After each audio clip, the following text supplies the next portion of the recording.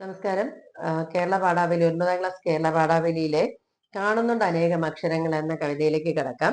ഇത് എഴുതിയിരിക്കുന്നത് M R രേണുകുമാറാണ്. ഇപ്പോൾ ആധുനിക എഴുത്തുകാരിൽ ജീവിത സത്യങ്ങൾ വളരെ വ്യക്തമായി പ്രതിഫലിപ്പിക്കുന്ന ഒരു എഴുത്തുകാരനാണ് എം ആർ രേണുകുമാർ. സാഹിത്യത്തിലും ജീവിതത്തിലും ദളിത് പ്രസ്ഥാനത്തിൽ വരുന്ന ദളിത് പ്രതിനിധാനത്തിന്റെ മാറ്റങ്ങളെ അവതരിപ്പിക്കുന്ന കവിയാണ് എം ആർ രേണുകുമാർ. അപ്പോൾ അടിസ്ഥാന ജനവിഭാഗം എന്ന് നമ്മൾ പറയുന്ന ജനവിഭാഗത്തിന്റെ ജീവിതത്തിൽ ഒരുപാട് മാറ്റങ്ങൾ ഉണ്ടായത് വിദ്യാഭ്യാസം അവർക്ക് ലഭിച്ചതിന് ശേഷമാണെന്നാണ് ഈ കവിത പറയുന്നത്. അപ്പൊ ഈ കവിതയിൽ ഒരു ചിത്രം നിങ്ങൾ ശ്രദ്ധിച്ചിട്ടുണ്ടാവും. ഒരു പോട്ടിൽ അതിൽ നിറയെ ആർട്ട് രൂപങ്ങളാണ് അതിനകത്തുള്ളത്.